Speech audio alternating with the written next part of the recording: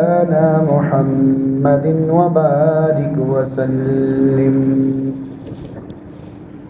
میرے محترم سامعین، بزرگوں، بھائیوں، دوستوں، قرآن اللہ کا میسج بندوں کے نام، اللہ کی باتیں بندوں کے نام، اللہ کا خطاب بندوں کے نام۔ قرآن پڑھنے کے لیے ہے، قرآن پڑھنے کے لیے ہے، قرآن سننے کے لیے ہے، قرآن سمجھنے کے لیے۔ قرآن صرف برکت کے لیے نہیں ہے کہ جی ہر گھر میں برکت کے لیے قرآن پڑھا ہوا ہے، صرف برکت کے لیے نہیں ہے، بلکہ قرآن پڑھنے کے لیے ہے، پھر اس کو سننے کا اہتمام کرنا ہے، پھر اس کو سمجھنے کا بھی اہتمام کرنا ہے کہ قرآن میں اللہ نے میرے سے کیا کیا باتیں کی۔ کوئی آدمی صرف قرآن پڑھے گا، یعنی ظاہری الفاظ پڑھے گا، پھر بھی اسے ثواب ملے گا، سکون ملے گا، عافیت ملے گی، بلائیں ٹلے گی، عبادت یعنی اس کی عبادت شمار ہوگی۔ قرآن کی طرف دیکھنا عبادت ہے، ہاتھ میں پکڑنا عبادت ہے۔ تو قرآن سے برکت حاصل کی جاتی ہے، لیکن صرف برکت کے لیے نہیں ہے قرآن، بلکہ قرآن پڑھا جانے کے لیے۔ ایک وقت تھا گھروں سے قرآن پڑھنے کی آوازیں آیا کرتی تھیں، بڑے بھی قرآن پڑھ رہے ہیں، بچے بھی قرآن پڑھ رہے ہیں، سب قرآن پڑھنے میں مصروف ہیں۔ اور اب کیا ہوتا ہے، لڑائی جھگڑوں کی آوازیں آ رہی ہوتی ہیں، یہ ہو گیا، وہ ہو گیا، یہ مسئلہ ہو گیا، بے سکونی، سمجھ نہیں آ رہا کیا مسئلہ ہے، بندہ پریشان ہے لیکن پتہ نہیں میں کیوں پریشان ہوں۔ یہ بے سکونی کا اعلیٰ درجہ ہوتا ہے یہ کہ آدمی کہے یار میں پریشان ہوں لیکن مجھے یہ نہیں پتا میں کیوں پریشان ہوں۔ یہ نحوست ہوتی ہے، گناہوں کی نحوست ہوتی ہے، گناہوں کی نحوست پڑتی ہے۔ جیسے نیک کاموں کی برکت ہوتی ہے اور نیک کام کرنے سے برکت آتی ہے، اسی طرح گناہوں کی بھی نحوست ہوتی ہے اور گناہ کرنے سے بھی نحوست آتی ہے۔ جس گھر میں گناہ ہوں گے، اللہ کی نافرمانی ہوگی، قرآن نہیں پڑھا جائے گا، وہاں پر شیاطین ہوں گے، وہاں پھر جنات ہوں گے، وہاں پھر آپس میں غلط فہمیاں ہوں گی، آپس میں جھگڑے ہوں گے، لڑائی فساد ہوگا، ذرا ذرا سی بات پہ لڑائی ہوگی، کبھی کیا ہو جائے گا، کبھی کیا ہو جائے گا، ایک مسئلہ ختم نہیں ہوگا دوسرا مسئلہ شروع ہو جائے گا، دوسرا مسئلہ ختم نہیں ہوگا تیسرا مسئلہ شروع ہو جائے گا، کوئی نہ کوئی پریشانی سر پہ چڑھی رہے گی۔ وجہ کیا ہے؟ گناہوں کی نحوست ہے۔ تو ایک وقت تھا ہر گھر سے قرآن پڑھنے کی آوازیں آیا کرتی، پھر قرآن سننے کا بھی اہتمام کرنا چاہیے کہ کسی چیز پہ لگا لیا، ٹیپ میں، پہلے لوگ ٹیپوں میں لگایا کرتے تھے، آج کل تو اس کا وقت چلا گیا، تو موبائل میں لگا لیں، موبائل میں قرآن کریم کی تلاوت لگا لیں، اس کو سنیں، اس سے آپ کے دل کو سکون ملے گا اور آپ ایک نئی دنیا میں چلے جائیں۔ یہ جو نحوست والی دنیا ہے جس کو اللہ نے ایک دفعہ بھی پیار سے نہیں دیکھا، یہ جو دنیا ہے نا، اس کو اللہ نے جب سے بنائے ایک دفعہ بھی محبت کی نظر سے نہیں دیکھا۔ تو اس میں ہم انسان ہیں، اگر ہم اللہ کی عبادت کریں گے، اللہ کو راضی کریں گے، اللہ ہماری طرف پیار سے دیکھیں گے، رحمت کی نگاہ سے دیکھیں گے، اور اللہ جس کی طرف رحمت کی نگاہ سے دیکھتے ہیں اس کے دل کو سکون میسر ہو جاتا ہے۔ اس کے پاس ہوتا کچھ نہیں ہے، جیب اس کی خالی ہوتی ہے، پریشانیاں اس کی بھی ہوتی ہیں، لیکن کوئی پریشانی اس کے اوپر سوار نہیں ہوتی۔ یہ ہوتی ہے برکت، یہ ہوتی ہے رحمت۔ اللہ تعالیٰ کی رحمت، شفقت، نظر کرم، اس کی نشانی کیا ہے کہ آدمی پریشانیوں کے باوجود خوش ہوتا ہے، چہرہ کھلا ہوا ہوتا ہے۔ اور جب آدمی اللہ کی نافرمانی کرتا ہے تو مال کے ہونے کے باوجود، آسائشیں ہونے کے باوجود، اپنے من پسند کھانے کے باوجود آدمی پریشان ہوتا ہے، ایک انجانا خوف ہوتا ہے، یہ نہ ہو جائے، وہ نہ ہو جائے، یہ مسئلہ نہ ہو جائے، ٹینشن، ڈپریشن، انزائٹی، یہ تینوں اس کے اوپر سوار ہو جائے۔ پھر وہ چھوٹی چھوٹی چیزوں سے ڈرتا رہتا ہے، یہ نہ ہو جائے، وہ نہ ہو جائے، فلاں نہ ہو جائے۔ تو آدمی گھبراتا رہتا ہے، پریشان ہوتا رہتا ہے۔ وجہ اس کی کیا ہے؟ وجہ اس کی دین سے دور ہے۔ قرآن سے دوری ہے، قرآن سننے میں کمی ہے۔ پھر اگلا درجہ ہے قرآن سمجھنے کا اہتمام کرنا۔ تو قرآن میرے سے کیا کہہ رہا ہے، قرآن میں اللہ نے کیا کیا باتیں کی ہیں، قرآن میں اللہ نے مجھے کیا کیا باتیں سمجھائی ہیں۔ یہ دنیا میں سمجھنے کا وقت ہے، آخرت میں سمجھنے کا ٹائم نہیں ہوگا، آخرت میں فیصلے کا ٹائم ہوگا۔ کیا لے کر آئے، کیا چھوڑ کر آئے، بس اس کا جواب دو، باقی دائیں بائیں کی باتیں نہیں کرو۔ اللہ فرمائیں گے ماں قدمتا ماں اخرتا، کیا لے کر آئے، کیا چھوڑ کر آئے، بس اس کا جواب دو، اس کے علاوہ کسی بات کا میرے سامنے جواب نہ دو، فضول باتیں نہیں کرو۔ لیکن بندہ کہے گا یا اللہ میں دنیا میں مال جمع کرتا رہا، نمازیں چھوڑ کے مال جمع کرتا رہا، زکوٰۃ چھوڑ کے مال جمع کرتا رہا، اب مجھے ایک دفعہ دنیا میں دوبارہ بھیج دے، میں سارا مال تیرے راستے میں صدقہ کر کے آؤں۔ اللہ فرمائیں گے نہیں، اب موقع تیرے ہاتھ سے گزر چکا ہے، اب دوبارہ موقع نہیں دیا جائے گا۔ تو اللہ تعالیٰ نے قرآن پاک میں جگہ جگہ ہمیں سمجھایا ہے۔ اللہ کرے ہمیں سمجھ آ جائے، اللہ کرے ہمیں سمجھ آ جائے۔ ہماری سب سے بڑی ضرورت ہے کہ ہمیں ہدایت مل جائے، ہمیں ہدایت مل جائے۔ وہ ایک بزرگ تھے، تو آخری وقت میں جانے کے وقت وہ سب ان سے مل رہے تھے، تو کوئی نہ کوئی وہ کہتے ہیں میرے گھر والوں کے لیے دعا کریں، میری اس چیز کے لیے دعا کریں، میرا کاروبار صحیح نہیں چل رہا اس کے لیے دعا کریں، سارے اپنی اپنی دعائیں بتا رہے تھے۔ وہ بزرگ کہہ رہے تھے ہاں ٹھیک ہے ٹھیک ہے ٹھیک ہے، اللہ تعالیٰ آسانیاں فرمائے۔ کوئی کہہ رہا تھا میرا یہ مسئلہ ہے وہ حل ہو جائے، وہ کہہ رہا تھا میرا یہ مسئلہ ہے وہ حل ہو جائے۔ ایک آدمی آیا، اس نے بولا کہ میرے لیے دعا کریں اللہ مجھے ہدایت عطا فرمائے۔ تو ان بزرگوں کا دل خوش ہو گیا اور اٹھ کے اس کو گلے لگا لیا اور کہا تو نے دعا مانگی ہے، باقی جو سارے پتہ نہیں کس چکروں میں پڑے ہیں۔ ہدایت ہماری ہر وقت کی ضرورت ہے۔ نماز کے اندر ہم کہتے ہیں نا الحمدللہ رب العالمین، تمام تعریفیں اس اللہ کے لیے ہیں جو تمام جہانوں کا پالنے والا ہے، الرحمن الرحیم، انتہائی مہربان ہے، انتہائی رحم کرنے والا ہے، مالک یوم الدین، قیامت کے دن کا مالک ہے، ایاک نعبد و ایاک نستعین، یا اللہ ہم تیری ہی عبادت کرتے ہیں اور تجھی سے مدد مانگتے ہیں۔ اس کے بعد پھر دعا ہے اہدنا الصراط المستقیم، یا اللہ مجھے سیدھے راستے پر چلا، سیدھا راستہ صرف دکھا نہیں بلکہ اس میں چلا، اہدی یعنی انگلی پکڑ کے چلا۔ ایک ہوتا ہے آپ سے ایک بندہ پوچھے یار اسٹیشن کدھر ہے، آپ اس کو بولیں بھائی یہاں سے آپ جائیں گے، یہ موڑ مڑیں گے، سیدھا آگے اسٹیشن ہے، ایک یہ ہے۔ اور ایک یہ ہے کہ آپ کہیں بھائی میں آپ کے ساتھ چلتا ہوں، آپ کو اسٹیشن چھوڑ کے آتا ہوں تاکہ آپ کی بھٹک نہ جائیں۔ دونوں میں سے زیادہ بہتر کون سا ہے؟ ساتھ چھوڑ کے آنا۔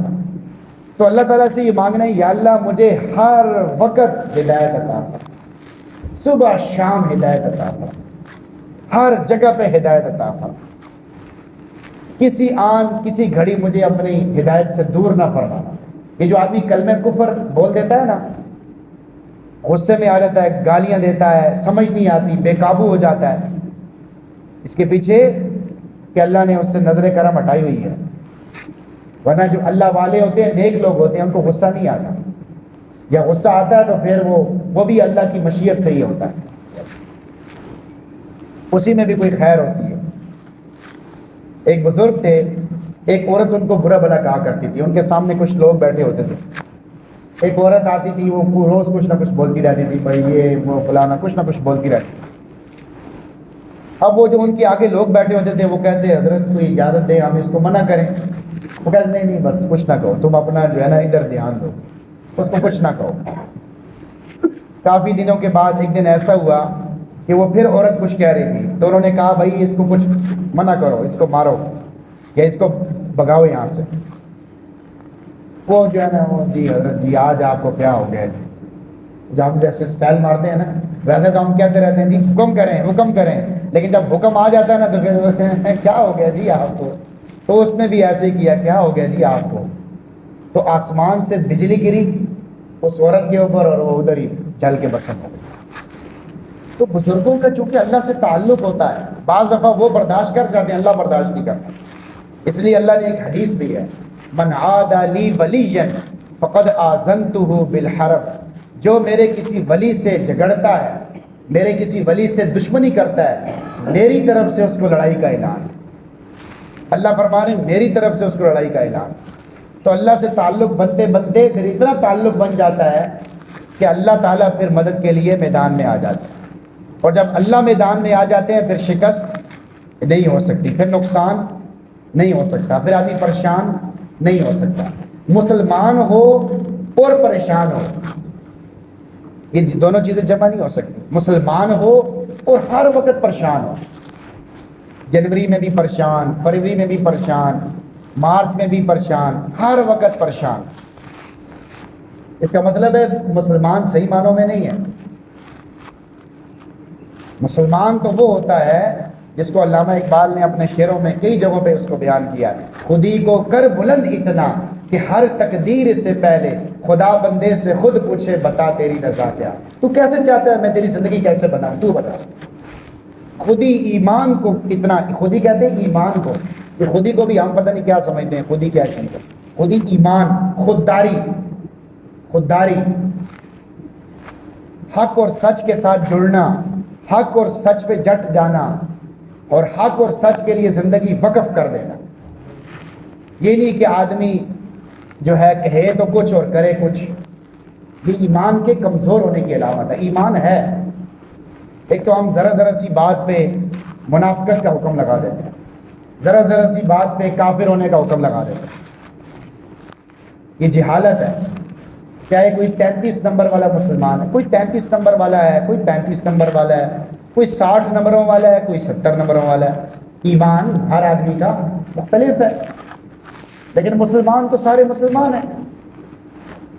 جس نے بھی کلمہ پڑھا ہے لا الہ الا اللہ محمد الرسول اللہ، اس سے جتنی مرضی کوتاہیاں ہوں، جتنی مرضی غلطیاں ہوں، ایمان تو اس کا باقی ہے بھائی، ایمان تو اس کا ختم نہیں ہوگا۔ اگر کسی نحوست کی وجہ سے، کسی گناہ کی وجہ سے اس کے منہ سے کلمہ کفر نکل جائے تو پھر ایمان ختم، پھر کسی کو کہنے کی ضرورت نہیں ہے، آپ کا خود ایمان ختم۔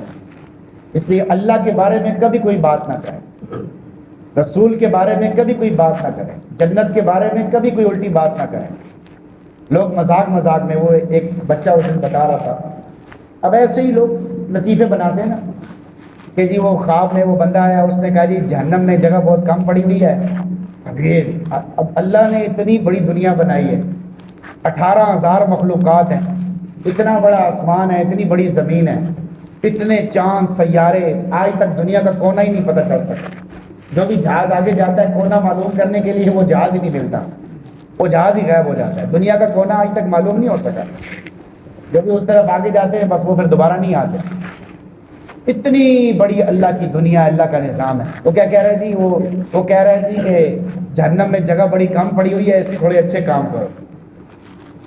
اب میں نے کہا بیٹا یہ تو آپ مذاق میں کہہ رہے ہو نا، لیکن یہ جملہ بڑا خطرناک ہے، جملہ بڑا خطرناک ہے، یہ تو صحیح نہیں ہے۔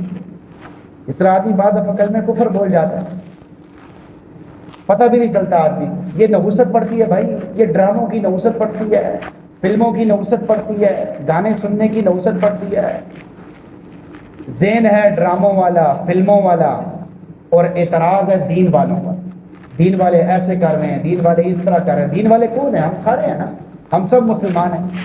ہر آدمی کی ذمہ داری ہے، ہم اپنے آپ کو ہی چوٹ پہنچا رہے ہوتے ہیں، مسلمان دوسرے مسلمانوں کو چوٹ پہنچا رہے ہوتے ہیں، انہیں پتہ ہی نہیں ہوتا بھائی ہم ادھر ہیں یا ادھر ہیں، یہ ہم نے خود فیصلہ کرنا ہے۔ ہم ادھر ہیں یا ادھر ہیں، تو ہم ادھر والوں کو اچھا کہتے ہیں اور ادھر والوں کو کہتے ہیں یار بس یہ فارغ ہیں یار، جو ہمارے جو اللہ کے بندوں ٹوٹے پھوٹے اعمال کر رہے ہیں۔ جو بندہ بھی آپ سے زیادہ عمل کر رہا ہے اس کی قدر کریں، اس کو یوں سلام کریں، بھائی آپ میرے سے بہتر ہیں، آپ ماشاءاللہ زیادہ عمل کریں۔ اب ہوتا کیا ہے، ہر آدمی کمی دیکھ رہا ہے، اس میں یہ کمی ہے، اس میں یہ کمی ہے، اس میں یہ دوربین لگا کے دیکھ رہا ہے، بلکہ مائکروسکوپ لگا کے دیکھ رہا ہے۔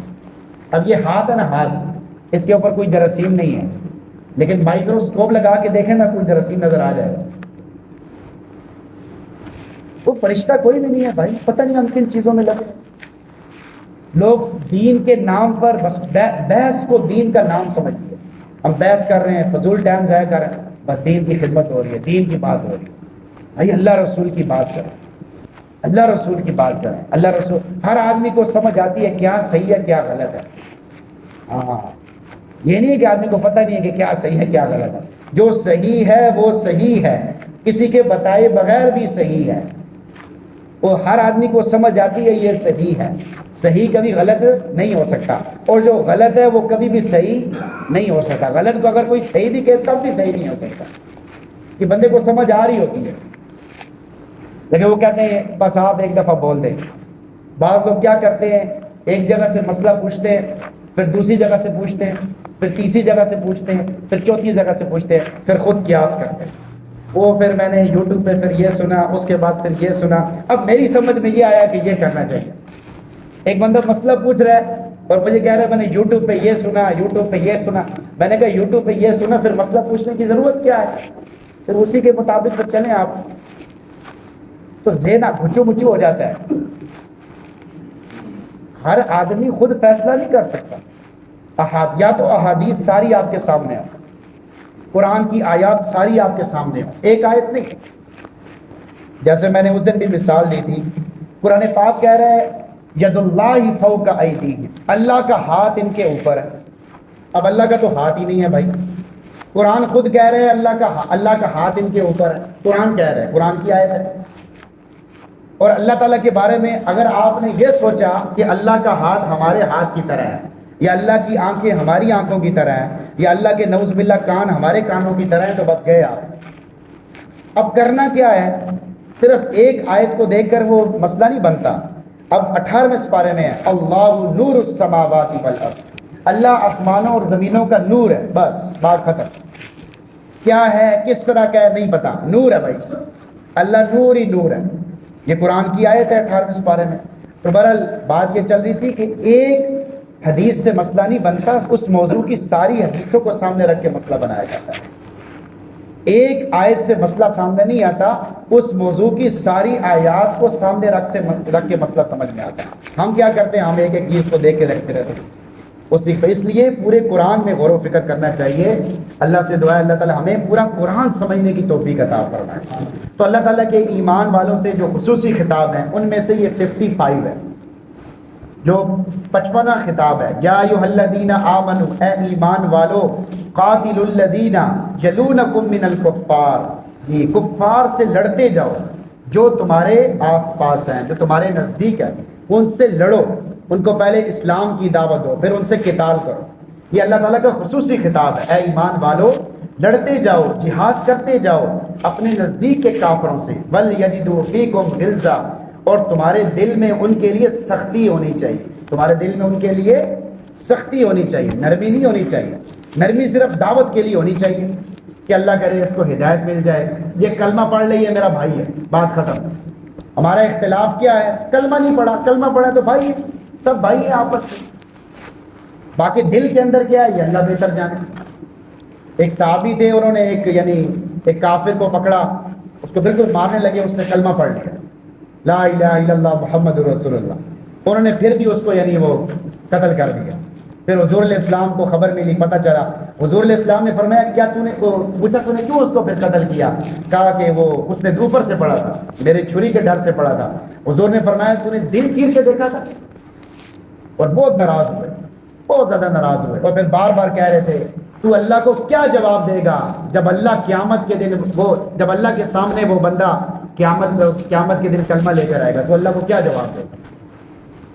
بھائی دل کے فیصلے ہم نہیں کر سکتے۔ ابھی ہم ہر بندہ بس وہ ایک دوسرے کو وہ ذرا سی بات پہ وہ کچھ کیا کہہ دیتا ہے، کچھ کیا کہہ رہا ہے۔ کوئی کفار کے لیے سختی ہونی چاہیے، بل یجدوا فیکم غلظہ، کفار کے لیے سختی ہونی چاہیے اور ایمان والوں کے لیے نرمی ہونی چاہیے۔ ہر مسلمان کے لیے نرمی ہونی چاہیے، چاہے وہ جتنا مرضی گناہ گار ہے، کچھ بھی ہے، اس کے لیے نرمی ہونی چاہیے، دل میں نرمی ہونی چاہیے، محبت ہونی چاہیے۔ اس مسلمانوں کے لیے محبت ہے اور کفار کے لیے سختی ہے۔ ہاں دعوت کا موقع ہے، دعوت دینی ہے، ان کو ایمان کی دعوت دینی ہے، تو پھر ان کے لیے نرمی اختیار کر سکتے ہیں۔ مستقل طور پہ ان کے لیے نرمی نہیں کر سکتے۔ یہ دیکھیں وَلْيَجِدُوا فِيكُمْ غِلظَةً، تمہارے دل میں ان کے لیے سختی ہونی چاہیے۔ وَاعْلَمُوا أَنَّ اللَّهَ مَعَ الْمُتَّقِينَ، اچھی طرح جان لو بے شک اللہ سے ڈرنے والوں کے ساتھ ہے، جو اللہ سے ڈریں گے اللہ ان کے ساتھ ہے۔ اب آگے اللہ نے ایک مثال دی ہے، وَإِذَا أُنزِلَتْ سُورَةٌ فَمِنْهُمْ مَن يَقُولُ أَيُّكُمْ زَادَتْهُ هَٰذِهِ ایمَانًا، جب کوئی سورت نازل ہوتی ہے تو کفار کہتے ہیں اس آیت نے تمہیں کیا فائدہ دیا؟ کیا ہوا بھائی، اس آیت کے اترنے سے کوئی فائدہ ہوا؟ کوئی تمہارا ایمان بڑھا ہے؟ نہیں بڑھا، کیا ہوا ہے؟ فَأَمَّا الَّذِينَ آمَنُوا فَزَادَتْهُمْ إِيمَانًا وَهُمْ يَسْتَبْشِرُونَ، جو ایمان والے ہیں ان کا ایمان بڑھ جاتا ہے اور ان کے دل خوش ہو جاتے ہیں۔ وَأَمَّا الَّذِينَ فِي قُلُوبِهِمْ مَرَضٌ، جن کے دلوں میں مرض ہے، روحانی بیماری ہے، جن کے دلوں میں روحانی بیماری ہے کہ ان کا دل اللہ سے دور ہے، اللہ کو نہیں پہچانا، فَزَادَتْهُمْ رِجْسًا إِلَىٰ رِجْسِهِمْ، ان کی گندگی اور بڑھ جاتی۔ پہلے اور آیتوں کا انکار کرتے تھے، ایک آیت اور اتری اس کا بھی انکار کرتے، پہلے ایک مسئلے کا نہیں پتہ تھا، ایک مسئلے کا اور پتہ چل دیا، اس کا بھی انکار کر دیا تو اور گندگی بڑھ گئی۔ کبھی کبھی تو ایسا ہوتا ہے وَمَاتُوا وَهُمْ كَافِرُونَ، کفر کی حالت میں مر جاتے ہیں، تو کفر کی حالت میں مر جائیں گے تو پھر کبھی بھی جنت میں نہیں جا سکیں گے۔ یہ بات بالکل واضح ہے، اس لیے اللہ نے آگے کہا کہ گندگی، ان کے اوپر گندگی بڑھتی جا رہی ہے، لیکن اگر ایمان لے آئیں گے، کلمہ پڑھ لیں گے تو ساری گندگی بھی دھل جائے گی اور گناہ بھی معاف ہو جائیں گے۔ اللہ تعالیٰ ہر وقت معاف کرنے کے لیے تیار ہے، لیکن مرنے کے بعد کسی کو معاف نہیں کرے گا۔ حضرت بہلول رحمۃ اللہ علیہ وہ جا رہے تھے تو کسی نے کہا کہ بھائی آپ کیا کر رہے ہیں؟ کہا بھائی میں لوگوں کے بارے میں غور و فکر کر رہا ہوں کہ اللہ تو صلح کرنا چاہتا ہے لیکن لوگ نہیں صلح کرنا چاہتے۔ پھر کچھ دنوں کے بعد دیکھا وہ قبرستان میں بیٹھے تھے، کہا یہاں پہ کیا کر رہے ہیں؟ کہا میں ان قبروں کے مردوں کے بارے میں فکر کر رہا ہوں کہ اب مردے تو چاہتے ہیں اللہ ان سے خوش ہو جائے، لیکن اللہ نہیں صلح کرنا چاہتا، اللہ نہیں صلح کرنا چاہتا۔ تو مسئلہ آخری وقت کا ہے، مسئلہ آخری وقت کا ہے، مسئلہ ابھی کا نہیں ہے۔ ابھی آپ نے کلمہ پڑھا ہوا ہے، میں نے کلمہ پڑھا ہوا ہے، ہم سب نے کلمہ پڑھا ہوا ہے، مسئلہ آخری وقت کا ہے۔ اسی کے لیے نماز کا اہتمام ہے، اسی کے لیے قرآن کا اہتمام ہے، اسی کے لیے دین کے کاموں کا اہتمام ہے، تاکہ آخری وقت میں کلمہ مل جائے۔ اللہ تعالیٰ سے دعا، اللہ تعالیٰ ہم سب کو آخری وقت میں ایمان کی توفیق عطا فرمائے۔ وآخر دعوانا